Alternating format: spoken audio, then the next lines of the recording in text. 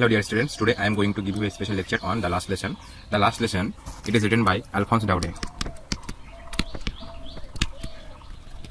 The last lesson written by Alphonse Daudet. Okay, let's talk about the summary. The story is narrated by a French boy.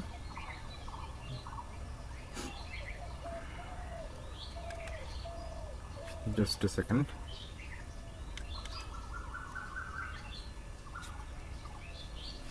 Okay, now come to the summary. The story is narrated by a French boy. It is narrated by a French boy. F-R-E. French boy, Franz. What is the name of the boy? Franz. F-R-A-N-Z, Franz. He is lazy but sensitive and likes to play. He dislikes studying French and hates his teacher M. Hamel. He dislikes studying French and hates his teacher M. Hamel. So what does he do? He dislikes French and also dislikes his teacher M. Hamel. After overpowering the districts of Alsace and Lorraine in France, Berlin has ordered that German language instead of French be taught in the school there. It is the last day of their French teacher M. Hamel, who has been there for 40 years. He is full of grief, nostalgia and patriotism. As a mark of respect to his hard work, the village men also attend his last lesson. They are sad as they did not learn their mother tongue, French, in their childhood. Franz is shocked to know that it is his last lesson as he does not know French. Now suddenly he gets interested in learning it and understands everything taught on that day. He develops an instant liking for the teacher M. Hamel and respects him for his sincerity and hard work. He feels sad at departing from him and is ashamed for not being able to recite the lesson of participles. M. Hamel tells them that they all are at fault for not being eager enough to learn, putting it off to the next day. He blames himself for not teaching them sincerely. His patriotism is reflected in his praise for French language as being the most beautiful and most logical language in the world. He tells the class to guard their language as being close to one's language is the key to escape from the prison of slavery. It will help them in getting free from the Germans. They realize the importance of learning their mother tongue and that they have been defeated by the Germans because of their illiteracy. Franz tells that it is not possible to take away one's language from a person as it is natural to each being, may it be good to the pigeons or friends to the Frenchmen. अब हम इस summary को हिंदी में पढ़ेंगे। कहानी का मुख्य पात्र फ्रांसीसी लड़का फ्रेंच है। कहानी एक फ्रांसीसी लड़के फ्रांस द्वारा सुनाई गई है। वो आलसी लेकिन संवेदनशील है और खेलना पसंद करता है। उसे फ्रेंच पढ़ना पसंद नहीं है और वो अपने शिक्षक एम हैमेल से नफरत करते हैं। फ्रांस राज्य के लिए अल्सिस और लॉरेन पर अधिकार करने के बाद बर्लिन ने आदेश दिया है कि वहाँ के स्कूलों में फ्रेंच के बजाय जर्मन भाषा सिखाई जाए। वो उनके फ्रांसीसी शिक्षक एम हैमेल का अंतिम दिन है जो वहाँ 40 वर्ष से पढ़ा रहे हैं। वो शोक, विषाद और देशभक्ति से भरे हैं। उनकी कड़ी मेहनत के सम्मान में गांव के लोग भी उनके अंतिम पाठ में शामिल होते हैं। वे दुखी है क्योंकि उन्होंने बचपन में अपनी मातृभाषा फ्रेंच नहीं सीखी थी। फ्रांस यह जानकर हैरान है कि वो उसका आखिरी पाठ है क्योंकि वो फ्रेंच नहीं जानता है। अब अचानक वो इसे सीखने में दिलचस्पी लेता है और उस दिन पढ़ाया जाने वाला सब कुछ समझाता है। वो शिक्षक एम हैमेल के अचानक से पसंद करने लग जाता है और उनकी ईमानदारी और कड़ी मेहनत के लिए उनका सम्मान करता है। वो उनके विदा होने पर दुखी होता है और पार्टिसिपल्स को याद न कर पाने के लिए शर्मिंदा होता है। एम हैमेल उन्हें बताता है कि सीखने के लिए पर्याप्त उत्सुक नहीं होने, इसलिए अगले दिन के लिए टालने के लिए वो सभी दोषी है। वो उन्हें ईमानदारी से नहीं सिखाने के लिए खुद को दोषी ठहराता है। एम हैमेल फ्रेंच भाषा की प्रशंसा करते हुए कहती है कि वो विश्व की सबसे सुंदर और तर्कपूर्ण भाषा है। इससे उनकी देशभक्ति झलकती है। वो कक्षा को अपनी भाषा की रक्षा करने के लिए कहता है क्योंकि गुलामी की जेल से बचने के लिए अपनी भाषा के करीब होना महत्वपूर्ण है। वो उन्हें जर्मनी से मुक्त होने में मदद करेगा। वो अपनी मातृभाषा सीखने के महत्व को महसूस करते हैं और जर्मनी द्वारा उनकी निरक्षरता को कारण उन्हें पराजित किया गया है। फ्रांस के लोकता है कि किसी व्यक्ति से किसी की भाषा को छीनना संभव नहीं है, क्योंकि वो प्रत्येक प्राणी के लिए स्वाभाविक है। जिस तरह कबूतरों के लिए कू की आवाज़ स्वाभाविक है, उसी तरह फ्रांसीसियों के लिए उनकी मातृभाषा फ्रेंच भी स्वाभाविक है। यह फ्रांसीसी के लिए फ्रांसीसी हो सकता है। अब हम थीम को जानेंगे। Theme of the lesson, the importance of language and it's connection with nationalism are the central themes of the chapter, the last lesson. The protagonist of the narrative is a little kid, Franz, whose teacher Emmanuel is compelled to flee his native town in France's Alsace region because German settlers are annexing it and making Germans its official language. Now, the mother tongue, French, will not longer be taught in the school of French districts of Alsace and Lorraine. Even though it is obvious that his students won't be able to speak French in the future, the narrator's French teacher, Monsieur Hamel, is determined to give them one more lesson in the language. The teacher emphasizes that language is an integral element of one's identity and culture, and that its suppression constitutes an act of oppression as done by the enemy country. The French villagers realize that they have been overpowered by the enemy soldiers because they did not value their country and their mother tongue. So this was the last lesson. Let's come to our second text. The second text is Lost Spring. Lost Spring is written by Anis Chang.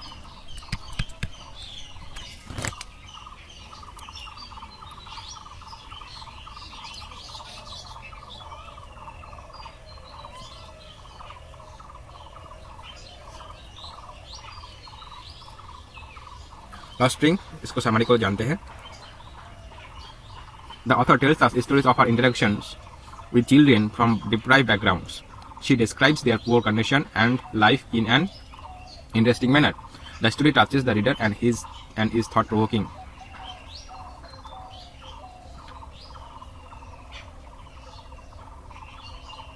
So let us discuss about the introduction. Let us discuss the introduction. So the author is telling us stories of her interaction with children from deprived backgrounds. So this story is about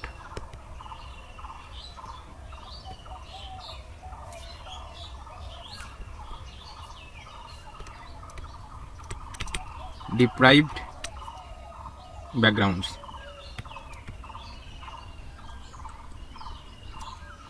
She describes their poor condition and life in an interesting manner.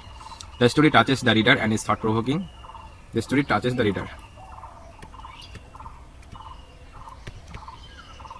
The story touches the reader and thought-provoking.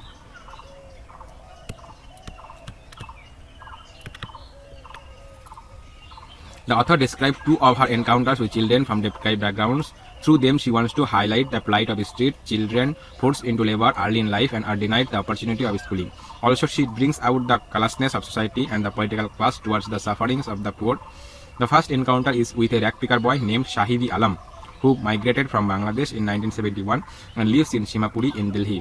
These ragpicker children look for valuables in the garbage, things like a coin or stone shoes, which are as precious as gold for them.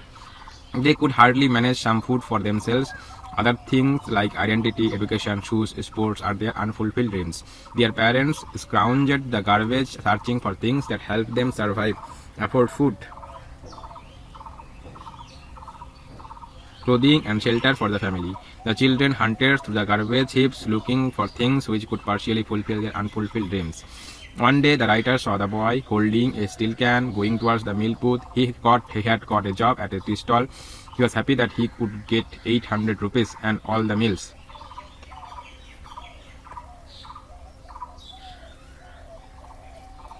The writer noticed that Shahib had lost the freedom of being his own master, which he had enjoyed as a ragpicker.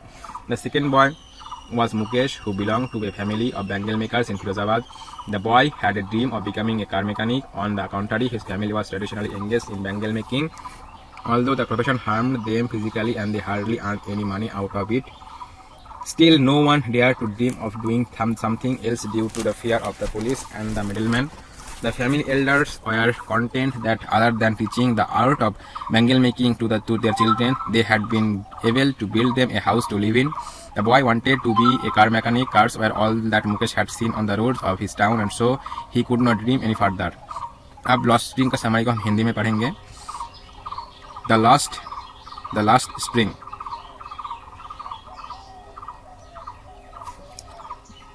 The name of the text is Lost Spring. The text, Lost Spring. Sit.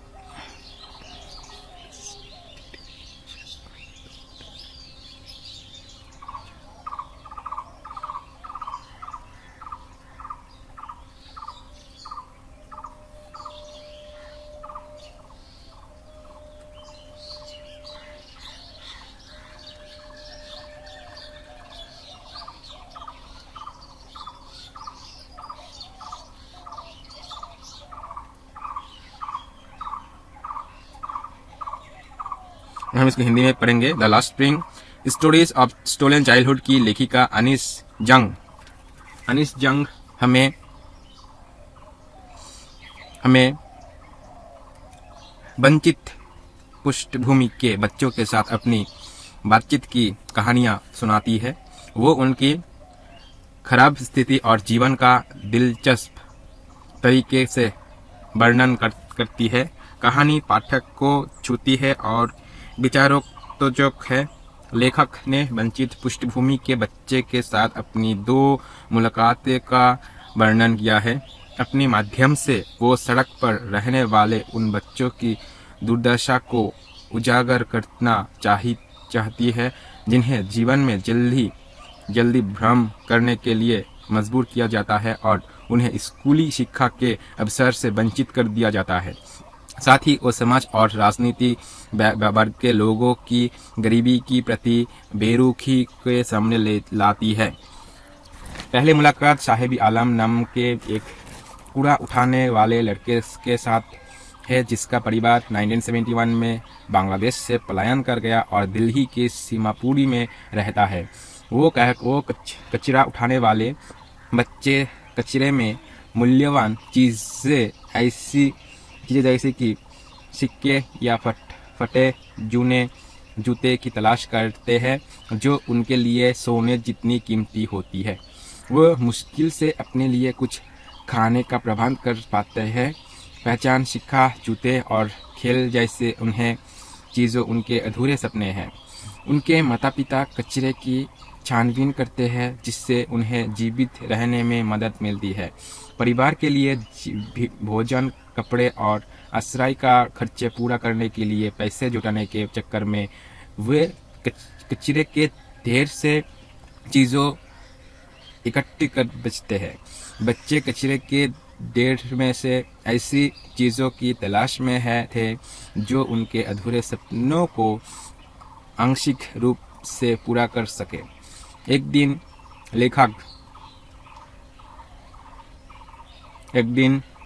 लेखक ने लड़के को steel का डिब्बा पकड़ने दूध के booth की ओर जाते देखा. उसे एक चाय की दुकान पर नौकरी मिल गई थी. वो खुश था कि उसे 800 रुपये और पूरे दिन का खाना मिल जाएगा. लेकिन ने देखा कि वो साहेब ने अपना खुद की मालिक होने की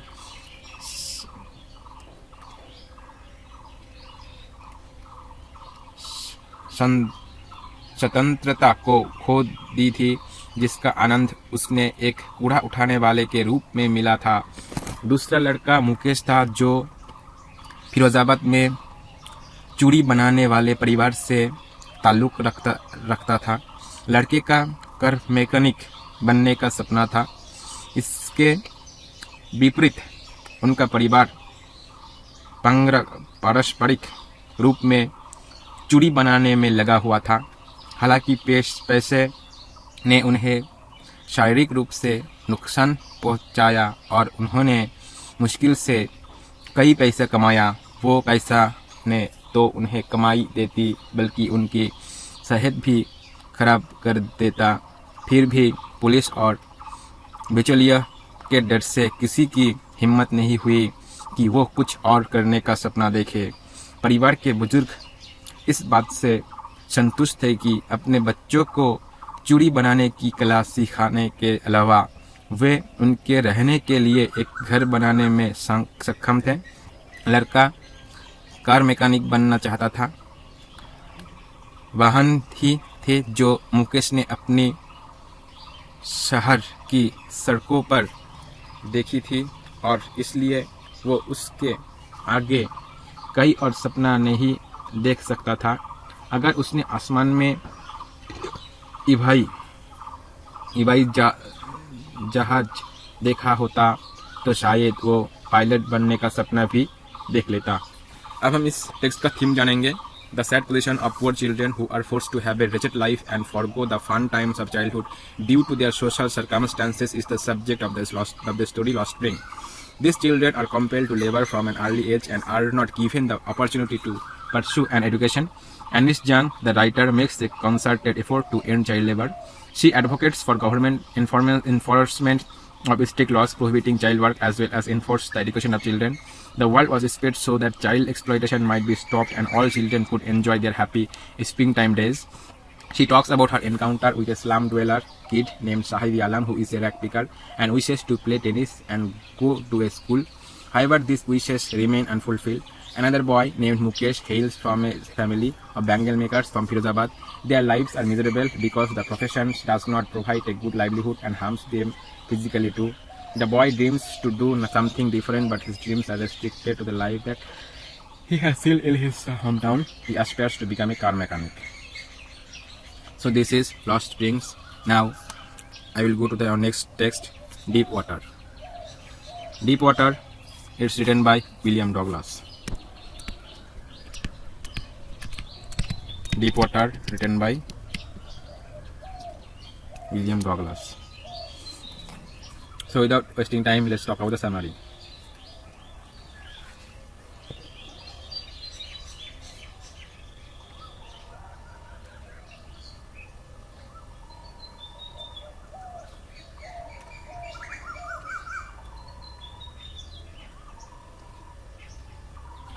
At first, I will talk about the theme of this lesson. This lesson is taken from William Douglas's autobiographical book of Men and Mountains, which deals with the subject of conquering fear. He talks about how he finally overcame his early phobia of the sea, the incident in the swimming pool where a bully nearly drowned him as a youngster, and the boyhood experience of being knocked down by the waves at the California beach contributed to a dread of water that haunted him even as an adult. He ultimately made the decision of face his anxiety because he was unable to enjoy swimming, fishing, or boating like others. His further attempts to get over the fear demonstrate his guts and willpower. Therefore, the message being sent to us is that one must get above their fear. Let's talk about the summary. The story has been taken from the author's autobiography of Men and Mountains. In this piece, he tells about his fear.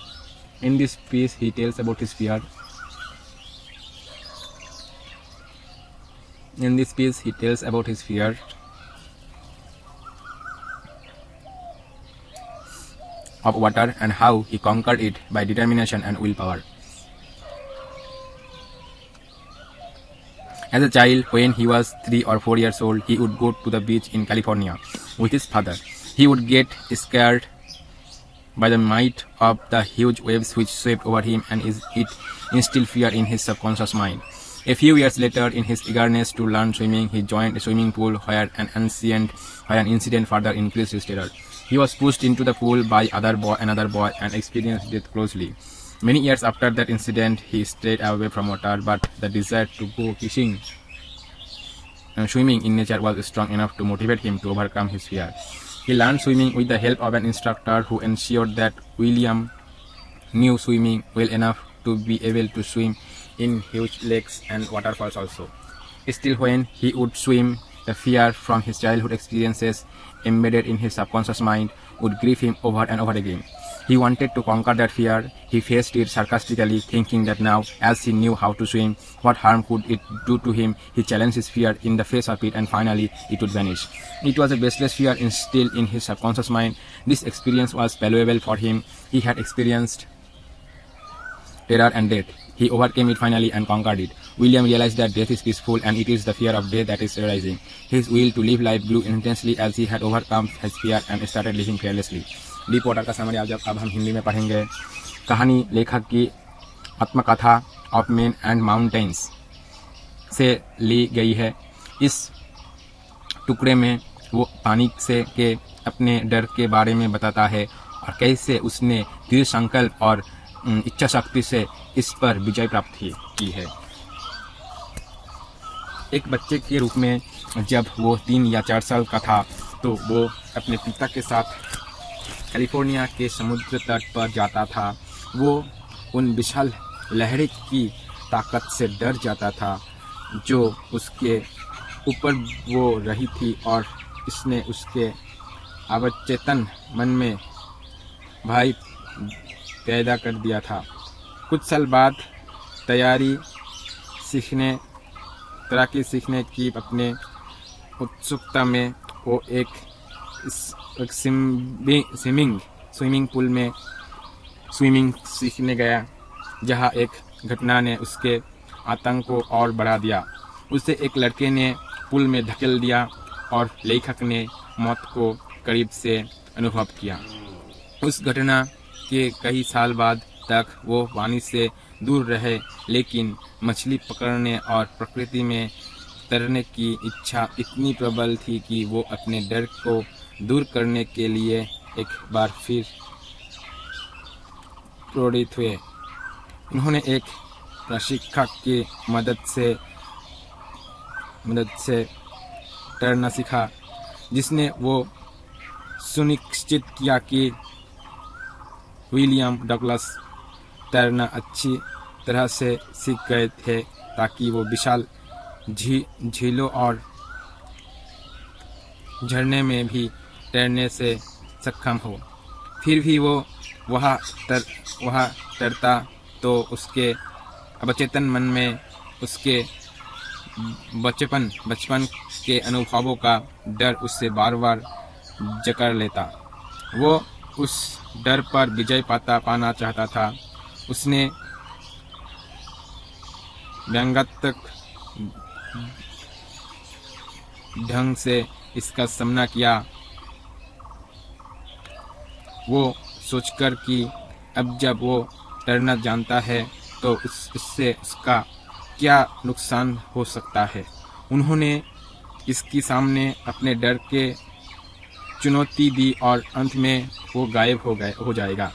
पानी में डूबने की घटना ने उनके अवचेतन मन में एक निराधार भय पैदा कर दिया था। वो अनुभव उनके लिए अमूल्य था। लेखक ने आतंक और मौत का अनुभव किया था। उसने इस पर विजय प्राप्त की और अंत में एक अच्छा तर्क बना। विलियम ने महसूस किया कि मृत्यु शांतिपूर्ण हो और वो मृत्यु का भय की ही है जो हमें आतंकित करता है। उसके बाद जीवन जीने की उसकी इच्छा तीव्रता से बढ़ी क्योंकि उसने अपने डर पर काबू पा लिया था और निडर होकर जीने लगा था। So this was Deep Water by William Douglas.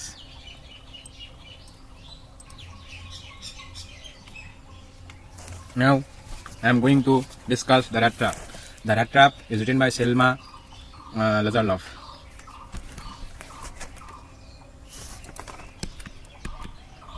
The Rat Trap, written by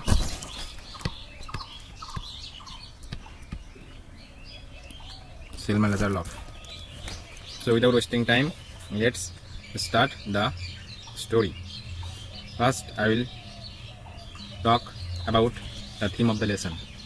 The potential of kindness and human connection to change even the most hardened and distrustful people is the central topic in Selma Lazaroff, The Rat Trap. The potential of kindness and human connection. The potential of kindness and human connection. The potential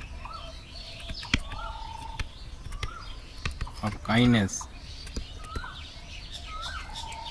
and human connection to change even the most hardened and distrustful people is the central topic in Selma Lazaroff's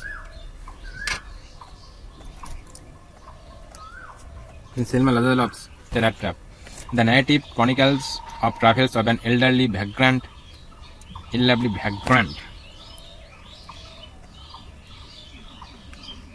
Vagrant means bohemian. Bhabukure. Jajapa nomad. Vagrant who receives a little rat trap from a generous and caring hostel owner. The tramp encounters several individuals.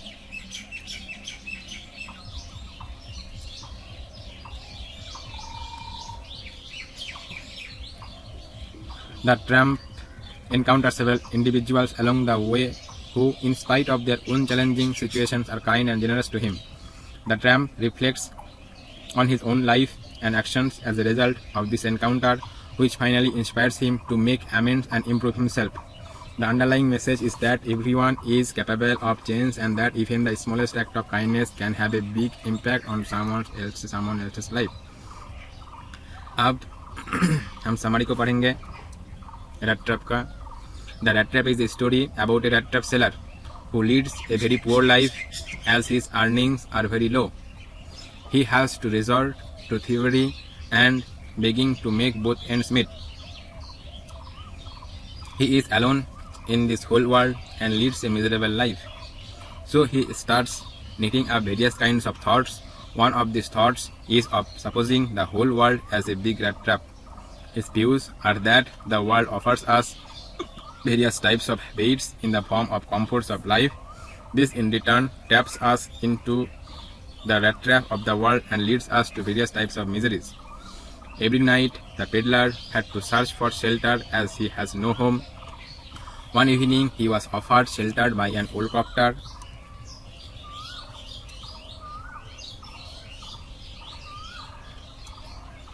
The next morning he stole the crofter's money which he had earned by selling his cow's milk.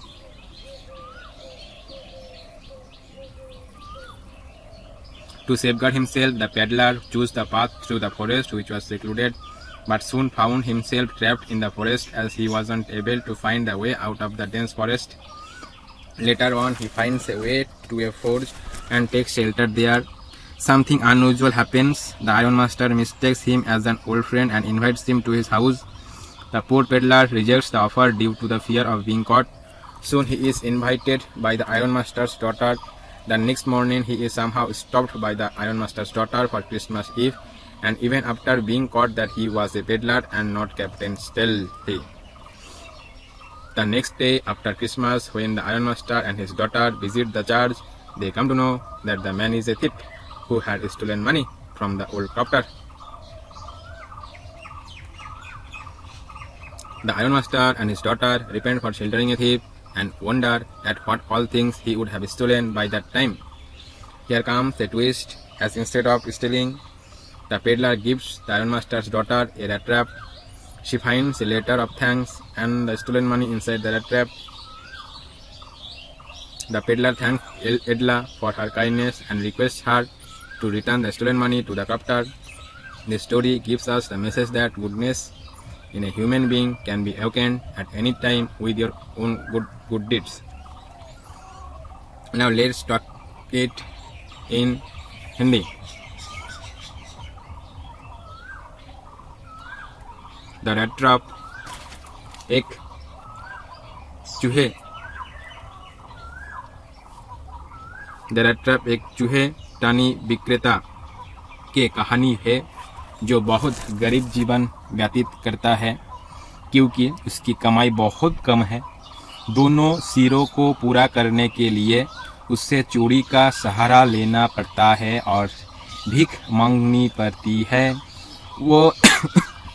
वो इस पूरी दुनिया में अकेला है और दुखी जीवन जीता है, तो वो तरह तरह के विचार बुनने लगता है. इन्हीं में से एक विचार पूरी दुनिया के एक बड़े चूहेटानी के रूप में मानने का है. उनका मत है कि संसार हमें जीवन की सुख सुविधाओं के रूप में तरह तरह की लालच देता है. वो बदले में हमें दुनिया के जाल में फंसाता है और हमें विभिन्न प्रकार के दुखों की ओर ले जाता है. हर रात पेडलर को आश्रय की तलाश करनी पड़ती थी क्योंकि उसके पास कहीं घर नहीं था। एक शाम उसने एक बूढ़े क्राफ्टर के घर पे दस्तक दे आश्रय की मांग की। अगली सुबह उसने क्राफ्टर के पैसे पूरा लिए जो उसने अपनी गाय के दूध को बेचकर कमाई थी। अपने आप को बचाने के लिए पेडलर ने जंगल के रास्ते को चुना जो एकांत था, लेकिन जल्द ही खुद को जंगल में फंसा पाया क्योंकि वो घने जंगल से बाहर निकलने का रास्ता नहीं खोज पा रहा था। बाद में वो एक फोर्ज का रास्ता खोजता है और वहाँ शरण लेता है। वो कुछ असामान्य होता है। आयरन मास्टर उससे अपना पुराना मित्र समझ लेता है और उसे अपने घर आमंत्रित करता है। बेचारा पेडलर पकड़े जाने के डर से प्रस्ताव को अस्वीकार कर देता है। जल्द ही उससे आयरन मास्टर की बेटी द्वारा आमंत्रित किया जाता है और विवश होकर उससे जाना पड़ता है। अगली सुबह जब वह नहा कर नए कपड़े पहनता है तो आयरन मास्टर के पता चल जाता है कि वो एक पेडलर है और कैप्टन स्टल है नहीं। फिर भी उसे क्रिसमस की पूर्व संध्या के लिए आयरन मास्टर की बेटी द्वारा घर पर रोका जाता है। क्रिसमस के अगले दिन जब आयरन मास्टर और उनकी बेटी चर्च जाते हैं तो उन्हें पता चलता है कि वो आदमी चोर है जिसने पुराने क्राफ्टर से पैसे चुराए। लोहे की मिल का मालिक और उसकी बेटी एक चोर की पनाह देने के लिए पछताते हैं और आश्चर्य करते हैं कि उस समय तक उसने क्या क्या चीज़ें चुरा ली होगी। वहाँ एक मोड़ आता है क्योंकि चोरी करने के बजाय पेडलर आयरन मास्टर की बेटी को एक चूहादान उपहार में देता है। चूहेदानी के अंदर धन्यवाद पत्र और चुराई गई ऐसे मिलते हैं। पेडलर एडला को उसकी दया के लिए धन्यवाद देते हैं और उससे चोरी के पैसे क्राफ्टर को वापस करने का अनुरोध करता है। वो कहानी हमें संदेश देती है कि दूसरे इंसान में अच्छाई को कभी भी अपने अच्छे कर्म से जगाया जा सकता है।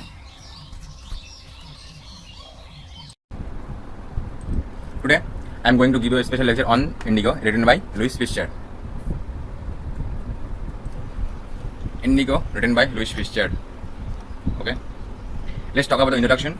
The story is based on the interview taken by Louis Fischer of Mahatma Gandhi. In order to write on him, he had visited him in 1942 at his ashram Sevagram, where he was told about the Indigo movement started by Gandhiji. The story revolves around the struggle of Gandhi and other prominent leaders in order to safeguard sharecroppers from the atrocities of landlords. Let's talk about the summary of this text. Louis Fischer met Gandhi in 1942 at his ashram in Sevagram. Gandhi told him how he initiated the departure of British from India. He recalled that in 1917, at the request of Rajkumar Shukla, a sharecropper from Champaran, he visited the place. Gandhi had gone to Lucknow to attend the annual meeting of the Indian National Congress in the year 1916. Shukla told him that he had come from Champaran to seek his help in order to safeguard the interest of the sharecroppers. Gandhi told him that he was busy, so Shukla accompanied him to various places till he consented to visit Champaran. His firm decision impressed Gandhiji and he promised him that he would visit Calcutta at a particular date and then Shukla could come and take him along to Champaran. Shukla met him at Calcutta and they took a train to Patna. Gandhi went to lawyer Rajendra Prasad's house and they waited for him. In order to grab complete knowledge of the situation, he reached Muzaffarpur on 15th May, April 1917. He was welcomed by Professor J.B. Kripanalli and his students. Gandhi was surprised to see the immense support for an advocate of home rule like him. He also met some lawyers who were already handling cases of sharecroppers. As per the contract, 15% of peasants' land holding was to be reserved for the cultivation of indigo, the crop of which was given to landlord as rent. The system was very oppressive. Gandhi wanted to help the sharecroppers So he visited the British Landlord Association, but he was not given any information because he was an outsider. He then went to the commissioner of the Tirhut division, who threatened Gandhi and asked him to leave Tirhut. Instead of returning, he went to Motihari. Here he started gathering complete information about the Indigo contract.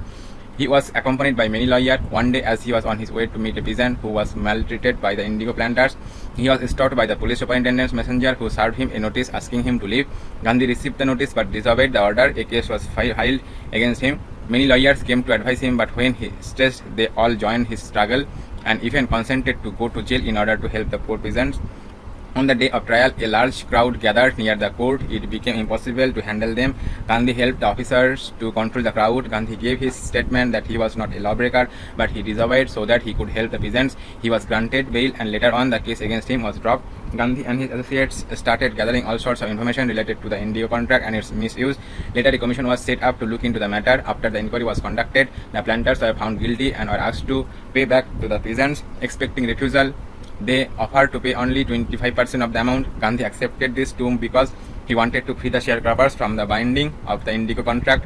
He opened 6 schools in Champaran villages, and volunteers like Mahadev Desai, Narhari Parikh and his son Devdas taught them. Kasturibai, the wife of Gandhi, used to teach personal hygiene. Later on, with the help of a volunteer doctor, he provided medical facilities to the natives of Champaran, thus making their life a bit better. A peacemaker, Andrews, wanted to volunteer at Champaran Ashram, but Gandhi refused as he wanted the Indians to learn the lesson of self-reliance so that they would not depend on others. Gandhi told the writer that it was Champaran's incident that made him think that he did not need the Britishers' advice while he was in his own country. Indigo summary in Hindi. Louis Fischer 1942 में गांधी से सेवाग्राम में उनके आश्रम में मिले। गांधी ने उन्हें बताया कि कैसे उन्होंने भारत से अंग्रेजी के जाने की पहले की। उन्होंने याद किया कि 1917 में चंपारण के एक किसान राजकुमार शुक्ला के अनुरोध पर उन्होंने उस स्थान का दौरा किया था। गांधी वर्ष 1916 में भारतीय राष्ट्रीय कांग्रेस की वार्षिक बैठक में भाग लेने के लिए लखनऊ आए थे। शुक्ला ने उन्हें बताया कि वो चंपारण से किसानों के हितों की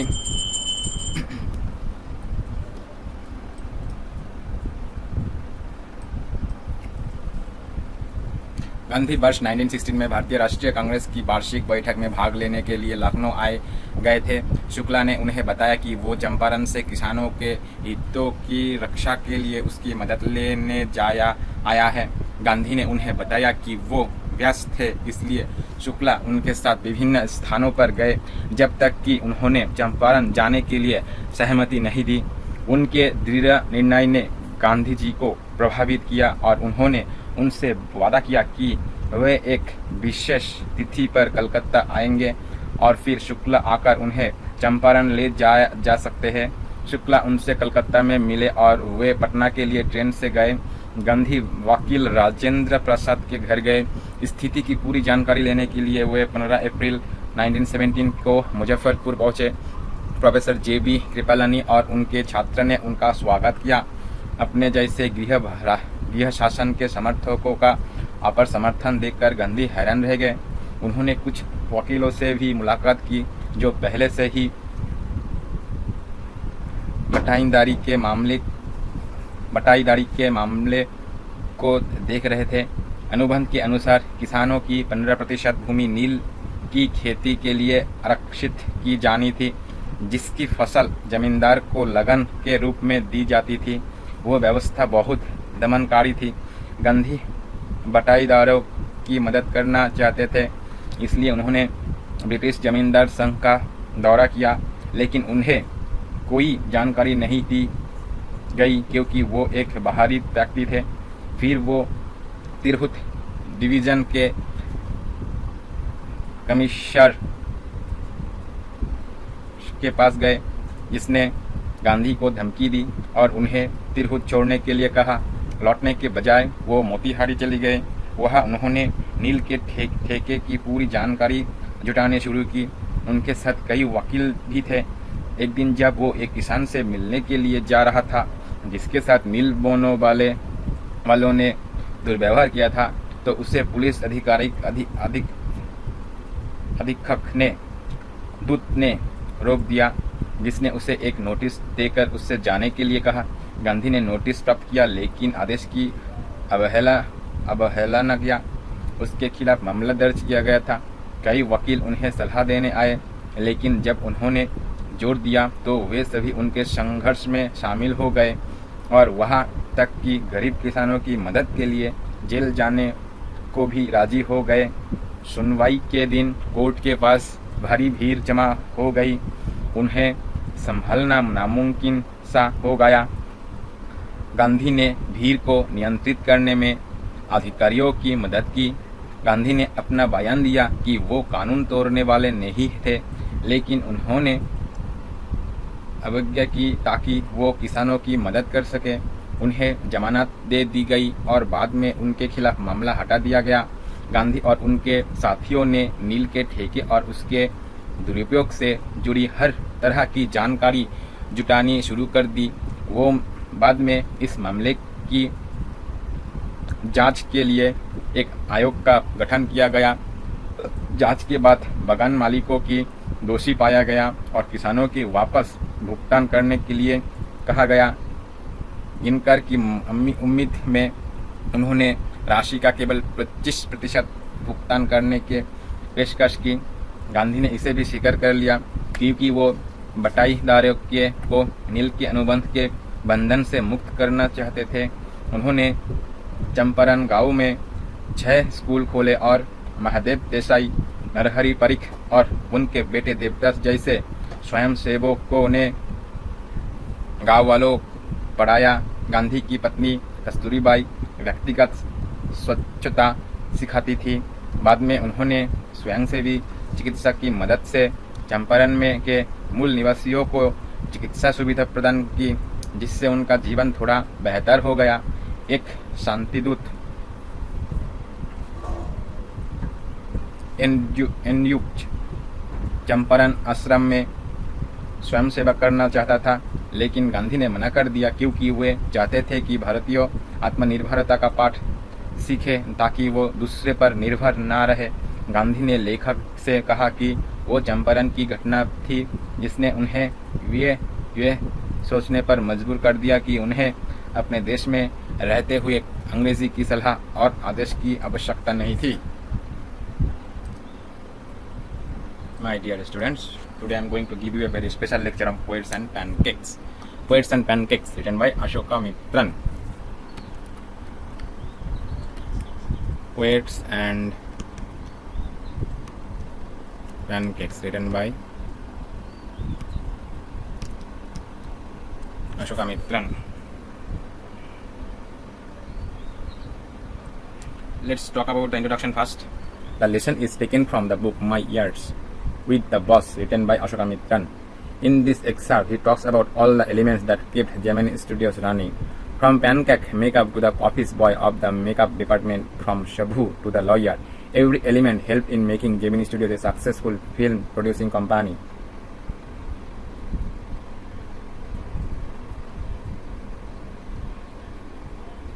Let's talk about the theme of this text. The theme of the lesson. The chapter tells us about the different ways in which people work together despite having a dislike for each other. We also come to know the difference between real life and real life. The narrator gives us an idea of the backstage happenings that took place at the Gemini studio, the relationship between the various artists, poets and other team members. The process for preparing the artist to perform in movie roles is also talked about. Poets and Pancakes summary. In this lesson, Ashoka Mitran talks about Gemini Studios and all that helps in keeping it in the spotlight.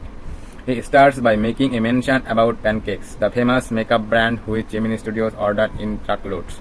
He then talks about the plight of actors and actresses who have to bear too many lights on their face while getting ready in the makeup room. The makeup department, according to him, used heaps of makeup to turn them into ugly-looking creatures. Shockingly, he talks about the office boy of the makeup department whose task is to slap paint onto the face of players at the time of crowd shooting. He was a poet and had joined the studio in the hope of becoming an actor, screenwriter, director or a lyricist. In those days, the author used to work inside a cubicle and had the task of collecting newspaper cuttings which, according to others, was insignificant. Thus, office boy would come in time again to bother him with his complaints. He was well convinced that the reason behind his misery was Shabhu. He thought Subbu had an advantage because he was born a Brahmin. Subbu was a resourceful man whose loyalty made him stand out. He was tailor-made for films and it was difficult to imagine filmmaking without him. He was very welcoming and was known for his hospitality. Just like many others at the Gemini Studios, he also did poetry. He worked for the story department, which also consisted of a lawyer. People generally called him the opposite of a legal practitioner. He was a logical and neutral man amidst a room full of dreamers. Ashokamitran then describes how Gemini Studios got a chance to host a group of international performers called Mural Rearmament Army. Though the plots and messages were not complex, their sets and costumes were near to perfection. So much so that for many years Tamil Place displayed sunset and sunrise in a way inherited from Jotham Valley. Then another guest, Stephen Spender, comes to visit Gemini Studios. People had hardly heard of him and they couldn't even connect with him due to linguistic barriers. It was not until a few years later that Ashokamitran saw his name in a book and realized who he actually was. Poets and Pancakes का summary हम हिंदी में पढ़ेंगे.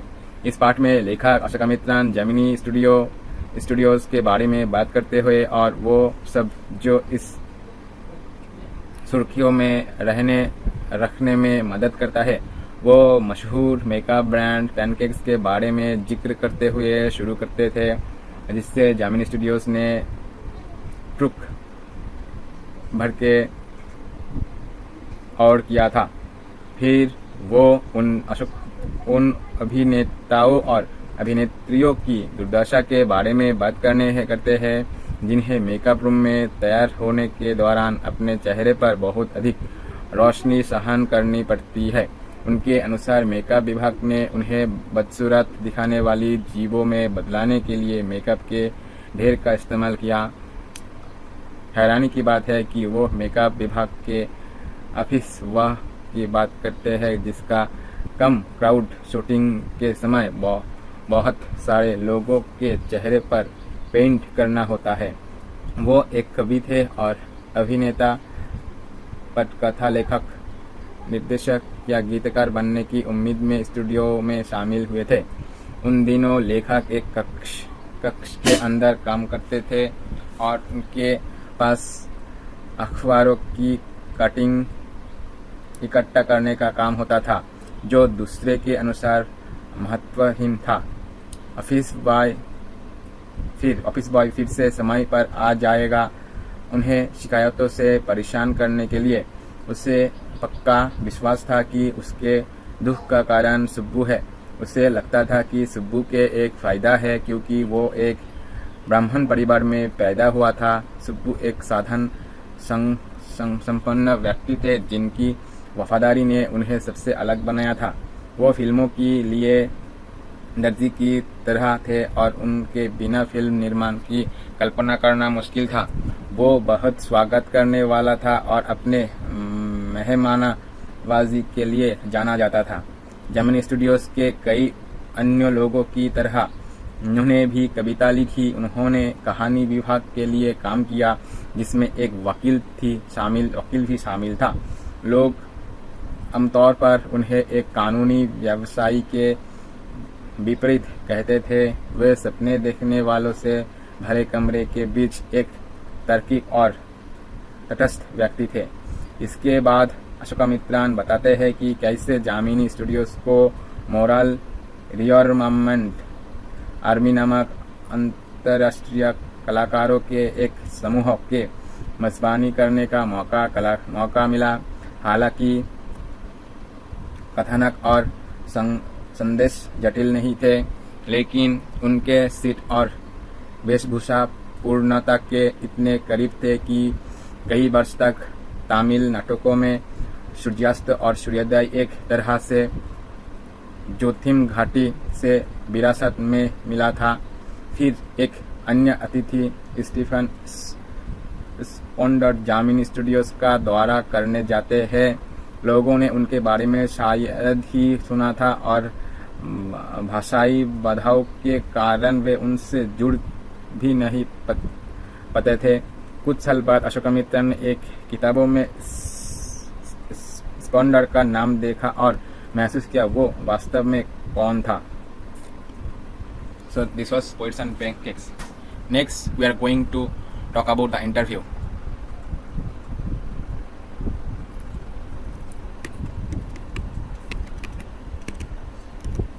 the interview. Christopher Sylvester.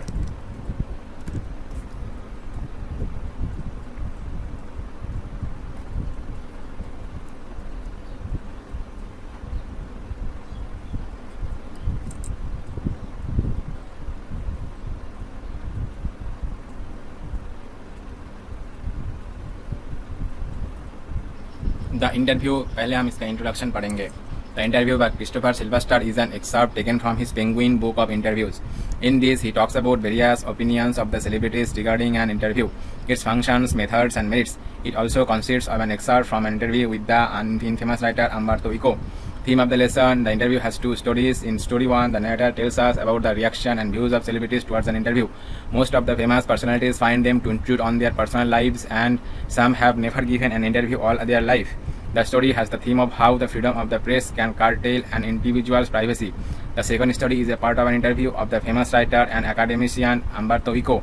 In this story, we get to know the various qualities of time management used by the famous writer. These help him gather so many feathers in his hat. He gives the details of various aspects which contribute to a person's success. Interview के summary पढ़ेंगे. The lesson begins with the introduction to interview as a commonplace of journalism since its invention, which was a little over 130 years ago. According to the author, it is not very surprising that people have very distinct opinions about the usage of interview. Something of it in its highest form, whereas some people can't stand being interviewed. An interview leaves a lasting impression, and according to an old saying, when perceptions are made about a certain person, the original identity of his soul gets stolen. Famous celebrities, writers, and artists have been hard criticizing interviews. Rudyard Kipling's wife wrote in her diary how their day in Boston was ruined by two reporters. Kipling considers interviewing an assault, a crime that should attract punishment. He believes that a respectable man would never ask or give an interview.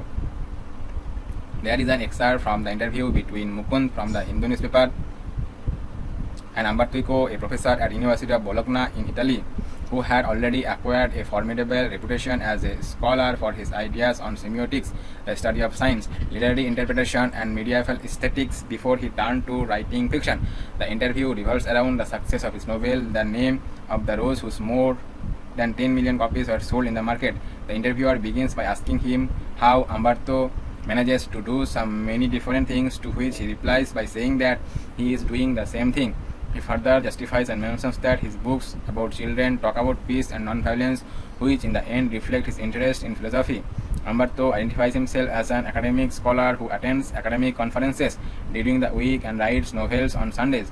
It doesn't bother him that he is identified by others as a novelist and not a scholar, because he knows that it is difficult to reach millions of people with scholarly work. He believes there are empty spaces in one's life, just like there are empty spaces in atoms and the universe. He calls them interstices, and most of his productive work is done during that time. Talking about his novel, he mentions that it is not an easy read. It has a detective aspect to it, along with metaphysics, theology, and medieval history. Also, he believes that had the novel been written 10 years earlier or later, it would have not seen such a huge success. Thus, the reason for its success still remains a mystery. The interview summary in Hindi. अब हम हिंदी में इसका interview का summary पढ़ेंगे. ये पाठ पत्रकारिता के एक सामान्य स्थान के रूप में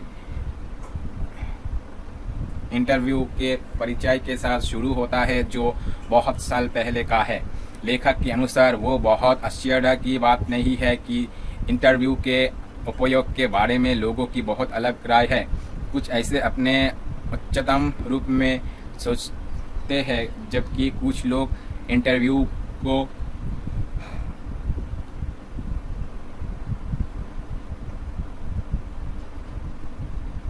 बर्दाश्त नहीं कर सकते. इंटरव्यू एक स्थायी छाप छोड़ता है और एक पुरानी कहावत है. कहावत के अनुसार जब किसी निश्चित व्यक्ति के बारे में धारणा बनाई जाती है तो उसकी आत्मा की मूल पहचान चोरी हो जाती है. कई प्रसिद्ध स्थायियों लेखकों के और कलाकारों के इंटरव्यू के आलोचना करते हुए सुना गया है. रुडयार्ड किपलिंग की पत्नी ने अपनी डायरी में लिखा कि कैसे बोस्टन में उनके दिन को 2 पत्रकारों ने बर्बाद कर दिया। किपलिंग इंटरव्यू को एक हमले के रूप में मानते हैं, एक ऐसा अपराध जिसके लिए सजा दी जानी चाहिए। उनका मानना है कि एक सम्मानित व्यक्ति कभी नहीं पूछेगा या इंटरव्यू नहीं देगा। ये मुकुंद द हिंदू अखबार से और इटली में बोलोग्ना विश्वविद्यालय के प्रोफेसर अम्बर्तो इको के बीच इंटरव्यू का एक अंश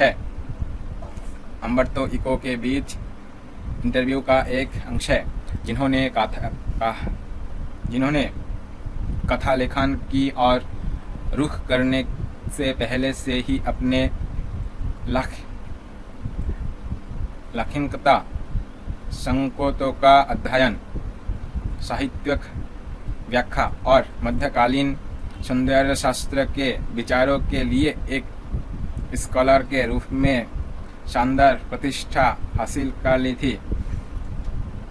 इंटरव्यू उनके उपन्यास द नेम ऑफ द रोज की सफलता के इर्द गिर्द घूमता है, जिसकी इस मिलियन से अधिक प्रतियां बाजार में बिकी हुई थी।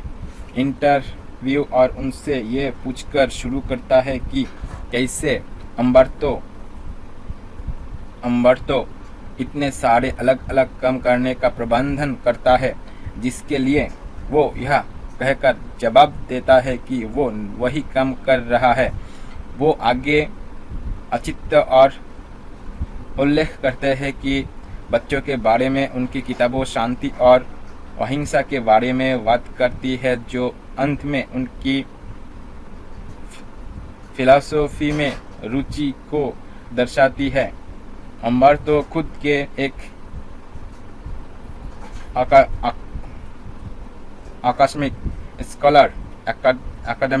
एकेडमिक स्कॉलर के रूप में पहचानता है, जो सप्ताह के दौरान अकादमिक सम्मेलनों में भाग लेता है और रविवार को उपन्यास लिखता है। इससे उसे कई फर्क नहीं पड़ता कि दूसरे उसकी पहचान एक उपन्यासकार के रूप में करते हुए ने कि एक स्कॉलर के रूप में, क्योंकि वो जानता है कि लाखों लोगों तक विद्वानों का कम करना मुश्किल है। उनका मानना है कि लोगों के जीवन में एक रिक्त स्थान होते हैं, जैसे परमाणुओं और ब्रह्मांड में रिक्त स्थान होते हैं। वो उन्हें अंतर्मुखी कहते हैं और उनके अधिकांश उत्पादक कई उसी समय के दौरान किए जाते हैं। अपने उपन्यास के बारे में बात करते हुए उन्होंने उल्लेख किया कि वो आसानी से पढ़ा जाने वाला नहीं है। तत्वमीमांसा, धर्मशास्त्र और मध्ययुगीन इतिहास के साथ इसका एक जासूसी पहलू भी है। साथ ही उनका मानना है कि अगर उपन्यास इस साल पहले या बाद में लिखा गया होता तो उससे इतनी बड़ी सफलता नहीं मिलती। इस प्रकार अम्बर्तो की सफलता का कारण अभी भी एक रहस्य बना हुआ है। Okay, so this was interview. Now I am going to discuss Going Places. Going Places written by A.R. Barton.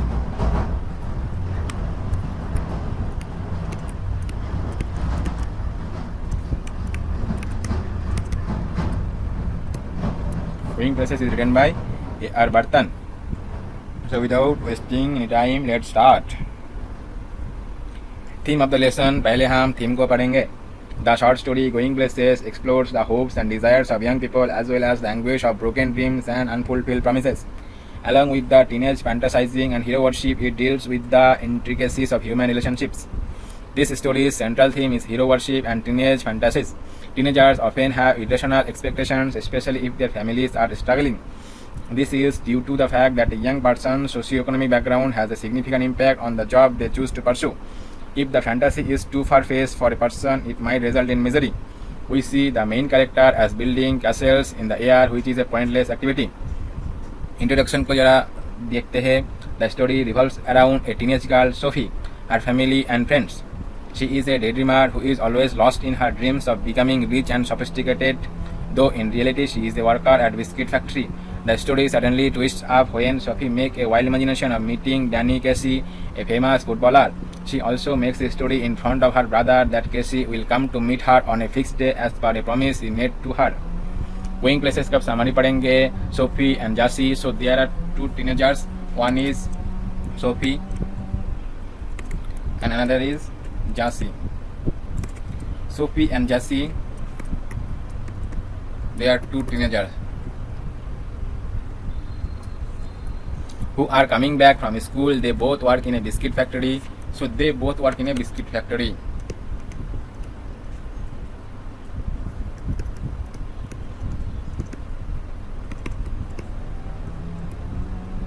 They both work in a biscuit factory. Sophie is lost in her imagination of owning a boutique shop and becoming famous like Mary Quant, a fashion designer. Jassy tells her not to dream big as it requires lots of money which they don't have. To this, she replies that she will become an actress.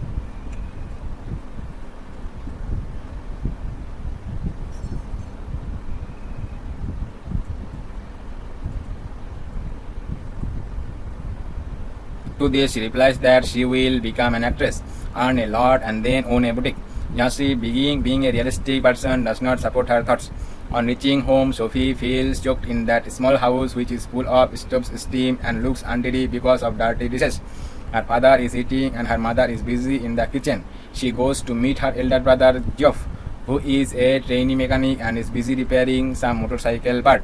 Geoff talks very less about his personal life, which made her imagine of his personal life, which she considers very interesting and wants to be part of it. She shares a secret with him that she met Danny Casey, the famous footballer, in a boutique. Her brother and her father do not believe her, but she tries to make them believe this. She also tells her brother about her date with Casey. Her brother does not believe her, but gives her a chance to believe her story. On Saturday, Sophie and her family go to watch a football match as all of them are great fans of football. Their favorite team wins due to a goal made by Cassie. All of them feel so overjoyed. When Sophie returns home with her little brother Derek, Jassy questions her about the reality behind her meeting with Danny Cassie. Sophie gets angry with her brother because of letting her secret out, but tries to handle the situation and succeeds. She then visits a secret place near a canal to meet her hero Cassie, who doesn't show up. She knows that it was just her imagination, but she was so lost in his love that she doesn't want to come out of this. In the end, she returns back to her home with sadness in her heart, but when she comes across the Roy's boutique, she again finds herself lost in her hero's dream. अब इस summary को हम हिंदी में पढ़ेंगे. वे A R वर्तन द्वारा, ये text A R वर्तन द्वारा लिखी कहानी है. सफो और जानसी दो किशोर बालिकाएं हैं जो स्कूल से वापस आ रही है. दोनों एक बिस्किट फैक्ट्री में काम करते हैं. सोफी एक बुटीक की दुकान के मालिक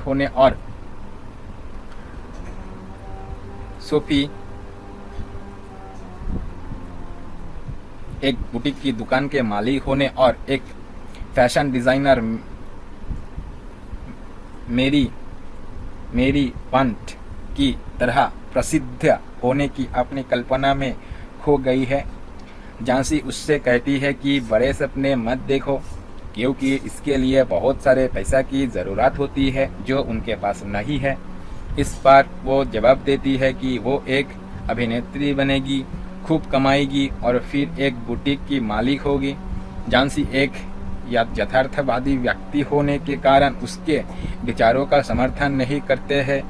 घर पहुंचने पर सफो उस छोटे से घर में घुटन महसूस करती है जो चूल्हे की भाप से भरा हुआ है और गंदे बर्तनों की वजह से गंदा दिखता है.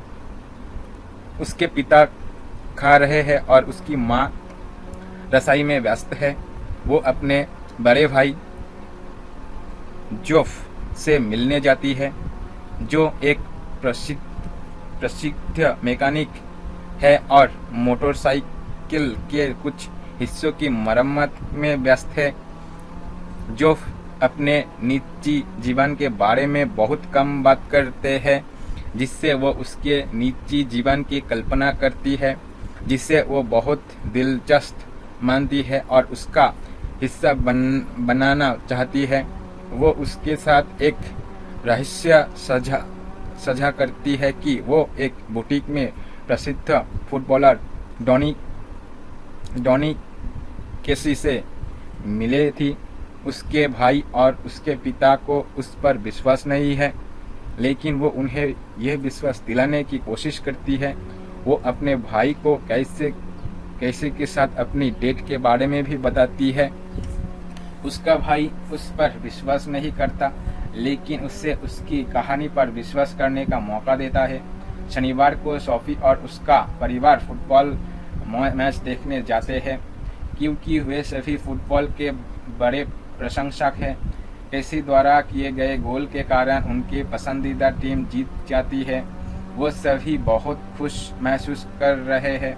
जब सोफी अपने छोटे भाई डेरेक के साथ घर लौटती है तो झांसी उससे टोनी केसी के साथ उसकी मुलाकात के पीछे की वास्तविकता के बारे में सवाल करती है। सोफी अपने भाई के रहस्य को उजागर करने के कारण उससे नाराज हो जाती है, लेकिन स्थिति को संभालने की कोशिश करती है और सफल हो जाती है। वो फिर अपने नायक केसी से मिलने के लिए एक नहर के पास एक गुप्त स्थान पर जाती है, जहां वो दिखाई नहीं देता है। वो जानती है कि यह उसकी कल्पना मात्र थी, लेकिन वो उसके प्यार में इस कदर खोई हुई थी कि वो इससे बाहर नहीं आना चाहती।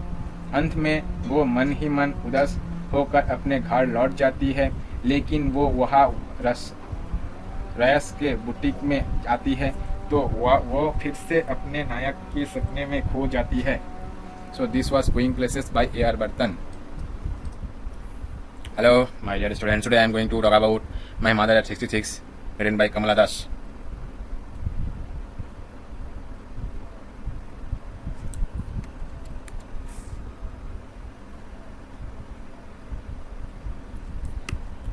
My Mother at 66, written by कमला दास। पहले हम इंट्रोडक्शन को पढ़ेंगे। कमला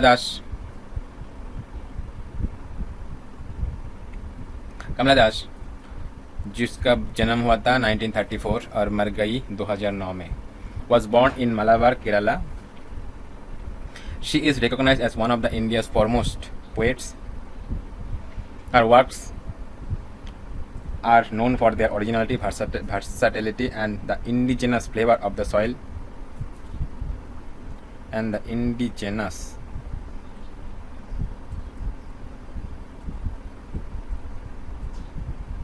She has published many novels and short stories. She wrote under the pen name Madhavi Kutti. My Mother at 66 poem. My Mother at 66 is written by Kamala Das, who is famous for capturing complexities of human relationships. The poem My Mother at 66 is one of the finest examples of human bonding, especially that of a mother and daughter. It describes the pain and fear of the poet of losing her mother due to harsh reality of life, which is death.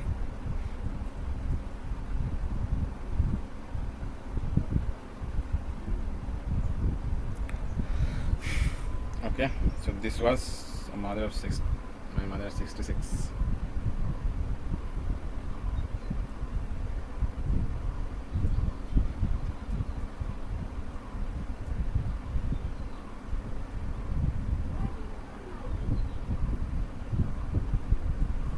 Let's talk about our next poem, Keeping Quiet. It is written by Pablo Neruda.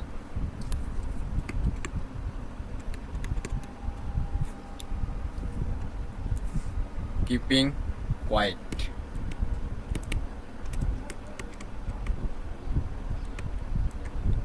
Pablo Neruda.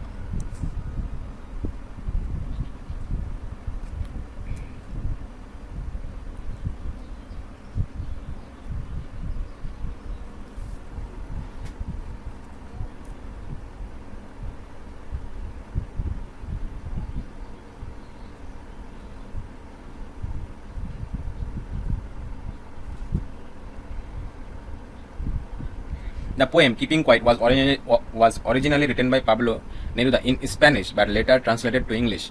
Its main thrust was the significance of mindfulness, introspection, and retrospection as this lead to attention, unity, and brotherhood.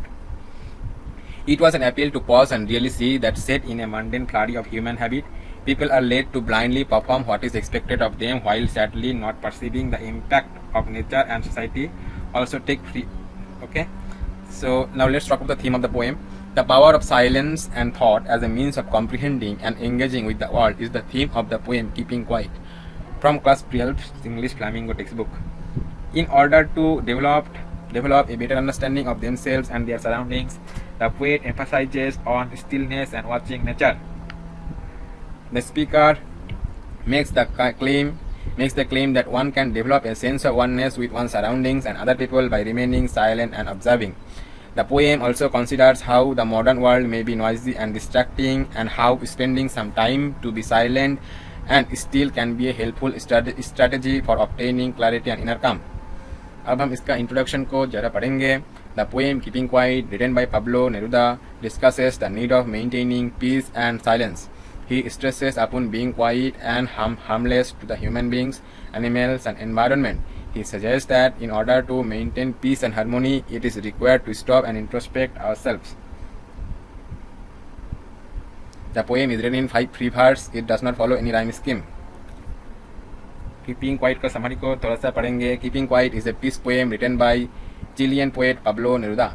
The poet asks humanity to count mere numbers from 1 to 12, 12 being the number of hours shown in a clock or the number of zodiac signs. He requests everyone not to speak because languages create barriers between people. The moment when everyone stops moving their body will be very special and different as we have never experienced such a moment before. The poet says that in this period of inactivity, the fishermen would not harm the whales. The salt gatherers will not hurt their hands. Those who are busy destroying the nature will adopt a new approach towards life. The men who are preparing for wars and victory based on deaths of innocent people will join their enemy and stand in unity with them, doing nothing. No one will harm himself or any other person. Everyone will unite and ponder upon his acts and realize the results of his deeds. The poet clarifies his idea and says further that he does not want that people should stand idle. He wants that there should be no war because he does not want to see trucks laden with dead bodies of the soldiers. He is promoting universal brotherhood and peace. The poet says that everyone is working continuously to achieve one's goals. People are threatened by death and fear forces them to work endlessly so that they can achieve everything quickly. In this mad rush, they do not realize the repercussions of their acts. He wants us to pause and come out of the mad rush. He wants us to be happy about our achievements and celebrate them. He wants us to overcome the fear of death and to relax for a while. We should know the results of our deeds and celebrate our achievements. When the people will remain quiet for a while, they will realize the purpose of their lives. Just like all the creations of nature undergo a rebirth with the change of seasons, similarly, keeping quiet will be a rebirth for human soul. It will give a new meaning to our life. Again, the poet says that he will count till 12 and asks everyone to remain quiet while he lives. अब हम keeping quiet summary को हिंदी में पढ़ेंगे. Keeping quiet chilli के कवि Pablo Neruda द्वारा लिखित एक शांति कविता है. कवि मानवता से 1 से 12 तक के संख्या गिनने के लिए कहता है.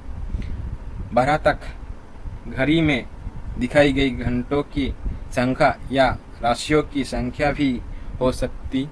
वो सभी से ना बोलने का अनुरोध करता है क्योंकि भाषाएं लोगों के बीच अवरोध पैदा करती है.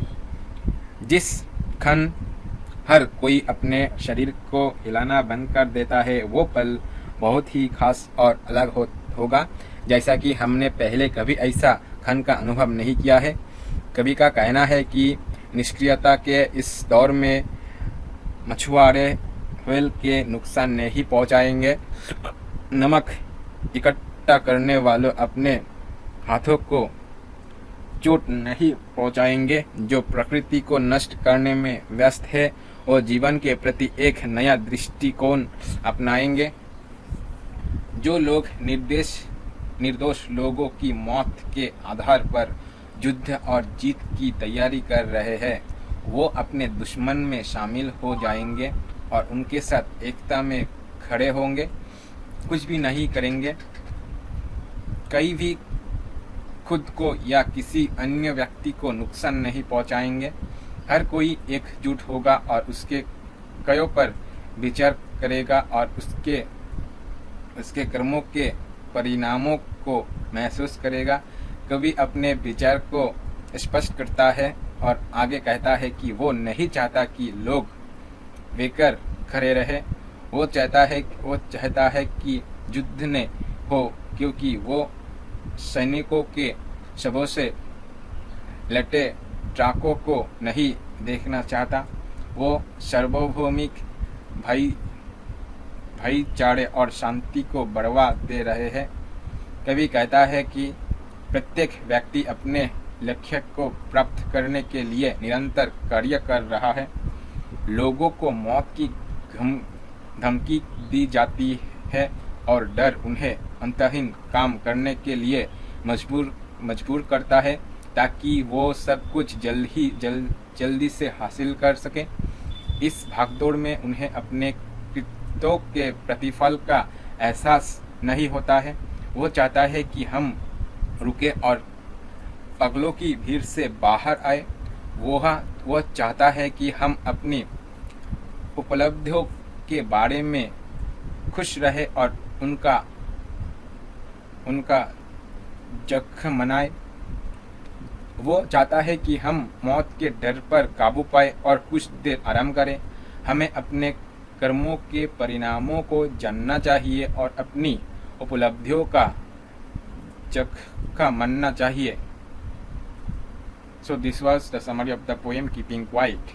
Okay, let's go to our next poem, A Thing of Beauty, written by John Keats. A Thing of Beauty, written by John Keats.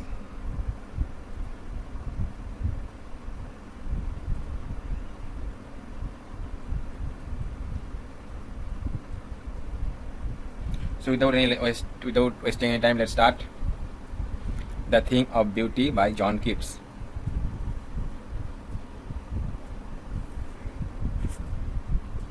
This poem number 4. Flamingo Big, poem 4, A Thing of Beauty. A Thing of Beauty is a poem written by famous romantic poet John Keats.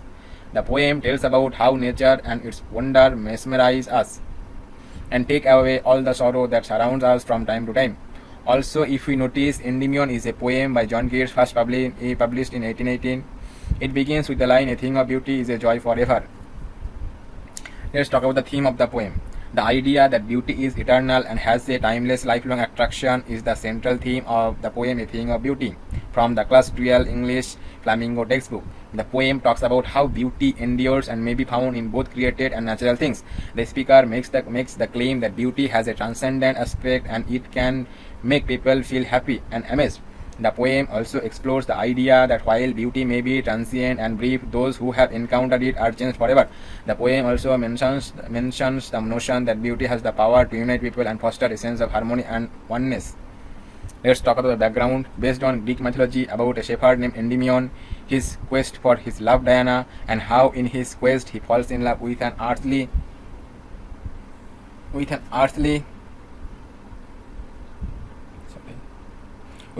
maiden who later turns out to be Diana herself. Based on Greek mythology about a shepherd named Endymion, his quest for his love Diana, and how in his quest he falls in love with an earthly maiden who later turns out to be Diana herself. A Thing of Beauty summary. The summary of the poem A Thing of Beauty is given below. A Thing of Beauty is a poem taken from the poem titled Endymion, a poetic romance. So A Thing of Beauty is a poem taken from the title Endymion. Taken from Endymion.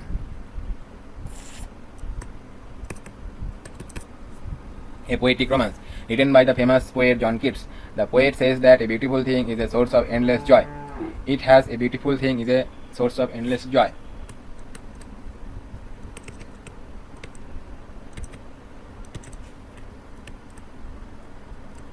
a source of endless joy.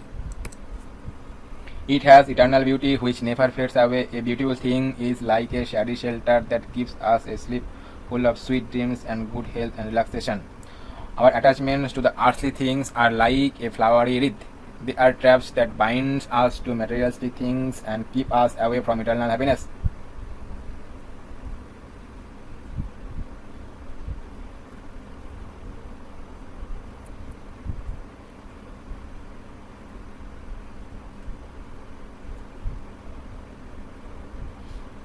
They are traps that binds us to materialistic things and keep us away from eternal happiness.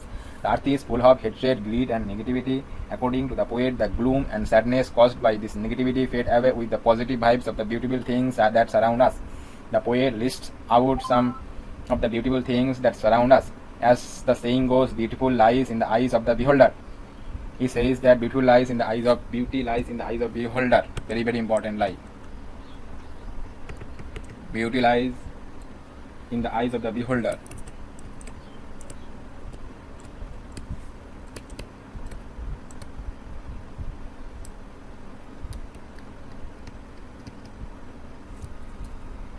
He says that the numerous creations of God, like the sun which gives us energy, the moon's beauty, the trees which give us shade, are the natural beauties around us.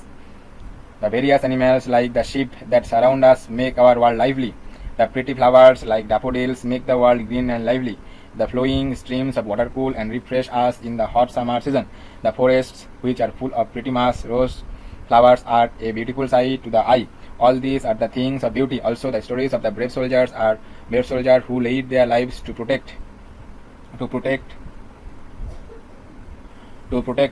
their people are beautiful and inspiring. These beautiful things are like a fountain of immortality bestowed upon us by God. They inspire us to live on and maintain our faith in goodness.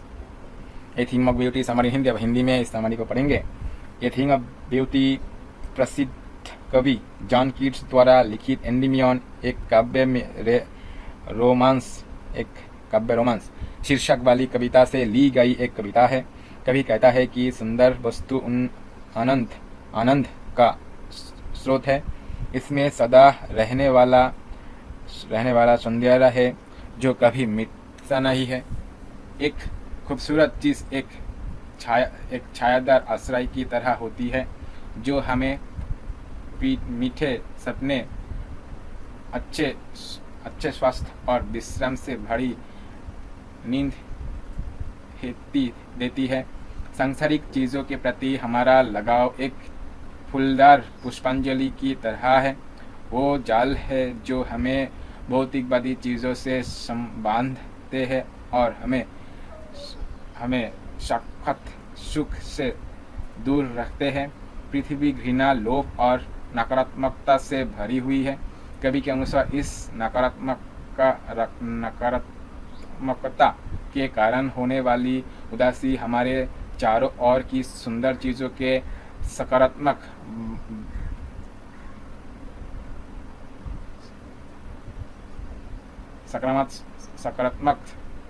Vibe से हमें दूर कर देती है. कभी हमारे आसपास की कुछ खूबसूरत चीज़ों को सूचीबद्ध करते हैं. जैसा कि कहा जाता है, सुंदरता देखने वाले की आंखों में होती है. उनका कहना है कि ईश्वर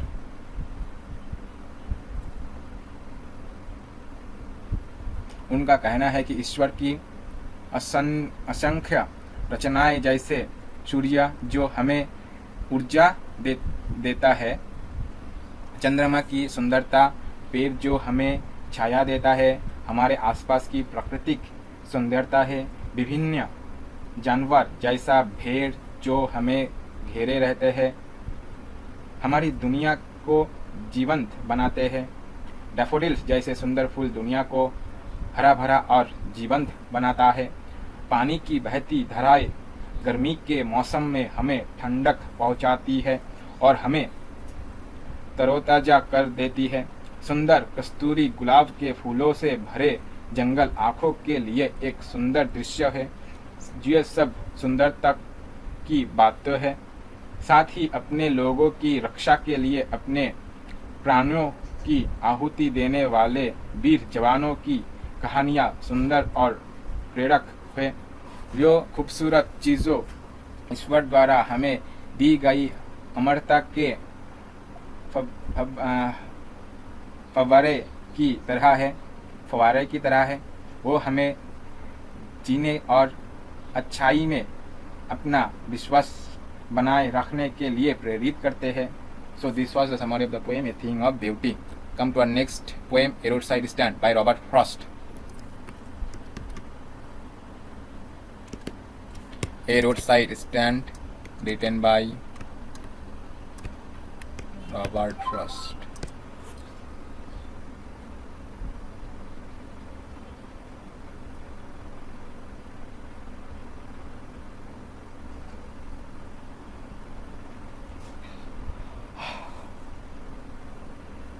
A Roadside Stand introduction. A roadside stand, the poet Robert Frost describes the miserable condition of people living in the countryside. The city people who drive through the countryside hardly stop at the roadside stand, nor do they care for the people who run it. If at all they do stop, they do so to criticize the place and the people. Frost describes the lives of the poor people with pitiless clarity and with deepest sympathy and humanity. Let's talk about the theme of the poem. Theme. The idea of simplicity and the state of marginalized vendors of the countryside is the theme of the poem. Simplicity and the state of marginalized vendors. Simplicity and the state of marginalized vendor.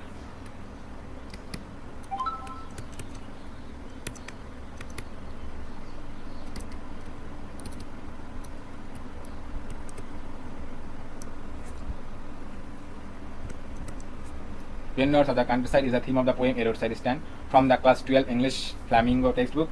In the poem, a roadside fruit and vegetable stand is described. The speaker considers how straightforward and truthful both the stand and its proprietors are. The poem implies that even seemingly insignificant things like a tiny fruit shop can have profound beauty and significance. It also considers the innocence and ignorance of these poor people and how they expect from the rich. The poem also discusses the idea of how government agencies befool them. A roadside stand summary. There is a roadside stand at the edge of road. Those who established it certainly did so to earn money. They expected their prospective customers to stop there and buy things, but the rich and the refined people drive past without stopping there. The roadside stand offers ordinary things for sale like wild berries and golden coats. The people who run this stand hope for city money so that they may also prosper. There is a news that their land will be bought by the government. The so-called good dwarfs and greedy people exploit them. Some people who pretend to be generous are even worse than flesh-eating wild animals. These greedy people want to mint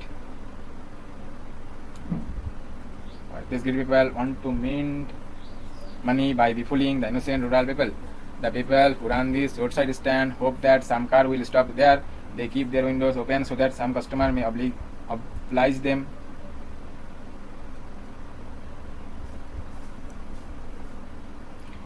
But some come only to back or turn around the car or to ask the way where it is bound. The poet will feel greatly relieved if all their pains and troubles are removed at one stroke. Death is far better than their miserable living. अब जो ये summary road side stand poem, इस poem का summary हम हिंदी में पढ़ेंगे। सड़क के किनारे स्टैंड है। जिन्होंने इसे स्थापित किया उन्होंने निश्चित रूप से पैसा कमाने के लिए ऐसा किया। उन्हें उम्मीद थी कि उनके संभावित ग्राहक वही रुकेंगे और चीज़ों खरीदेंगे, लेकिन अमीर और परिष्कृत लोग बिना रुके अतीत इस शेड को पार कर जाते हैं। सड़क के किनारे का स्टैंड बिक्री के लिए साधारण चीज़ों पेश करता है।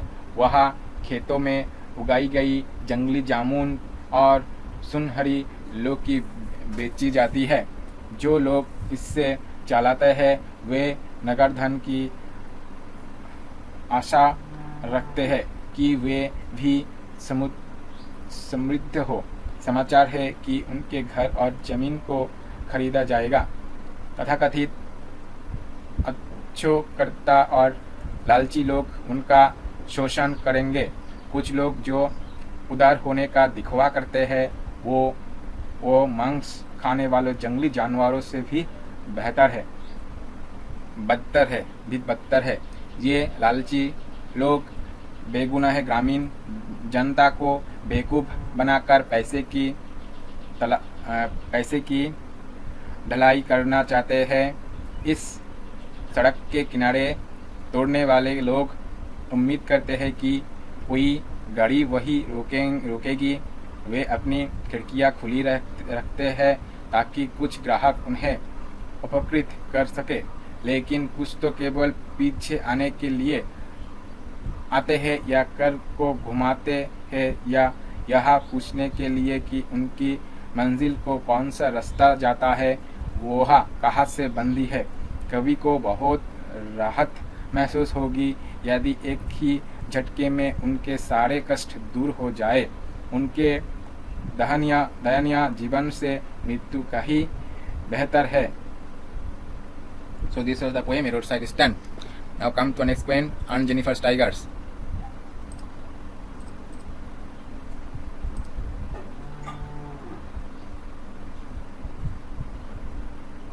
Aunt Jennifer's Tigers, written by Adrian Rich. Oh God, what is happening?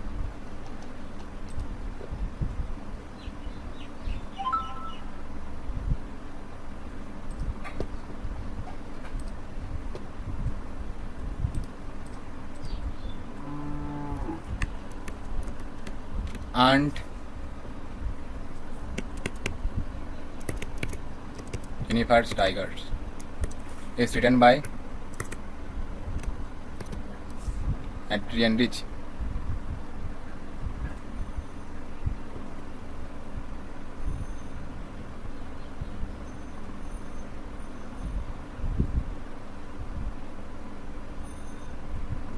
Let's talk about the summary.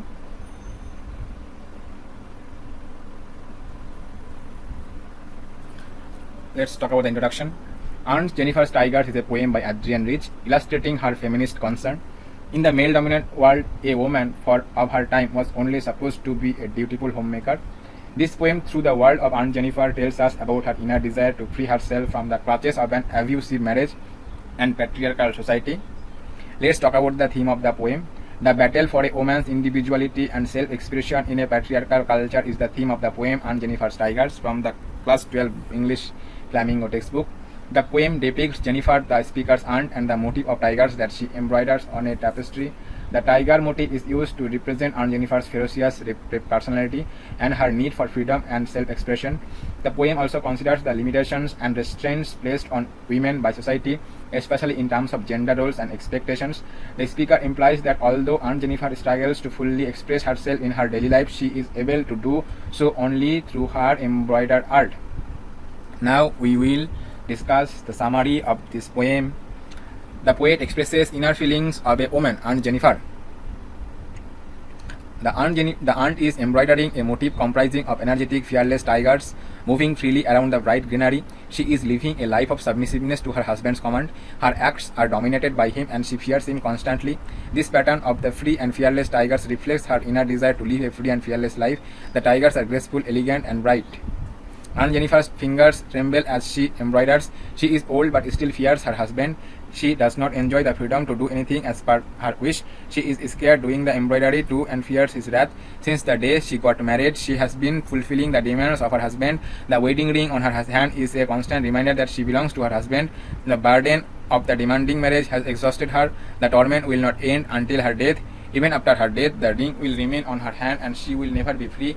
On the other hand, the tigers that she is embroidering will continue to move around freely forever. Her desire of freedom and fearlessness will live on through her tigers. इसको अब हम हिंदी में पढ़ेंगे। कवि एक महिला की आंतरिक भावनाओं के व्यक्त करता है। आंटी जेनिफर, आंटी एक आकृति की कड़ाई कर रही है जिसमें ऊर्जावान निडर बाघ शामिल है जो चमकदार हरियाली के चारों ओर स्वतंत्र रूप से घूम रहे हैं।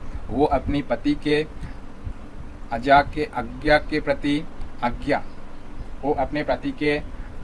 प्रति अधीनता का जीवन जी रही है, उसकी हरकतें और उस पर हावी है और ऐसा लगता है कि आंटी अपने पति से वो उससे लगातार डरती है। स्वतंत्र और निडर बाघों का ये पैटर्न एक स्वतंत्र और निडर जीवन जीने की उनकी आंतरिक इच्छा को दर्शाता है। बाघ सुंदर और चमकीले होते हैं। कड़ाई करते हुए आंटी जेनिफर की उंगलियां कांपती है। वो बूढ़ी है लेकिन फिर भी अपने पति से डरती है। उसे अपनी इच्छा के अनुसार कुछ भी करने की स्वतंत्रता का आनंद नहीं मिलता है। वो कड़ाई करने से भी डरती है और उसके क्रोध से डरती है। जिस दिन से उसकी शादी हुई है वो अपने पति की मांगों को पूरा कर रही है। उसके हाथ की शादी की अंगूठी लगातार याद दिलाती है कि वो अपने पति की है। शादी की मांग के बोझ ने उससे थका दिया है। उसकी मृत्यु के बाद भी वहाँ तक पीड़ा समाप्त नहीं होगी। उसकी मृत्यु के बाद भी अंगूठी उसके हाथ में रहेगी और वो कभी मुक्त नहीं होगी।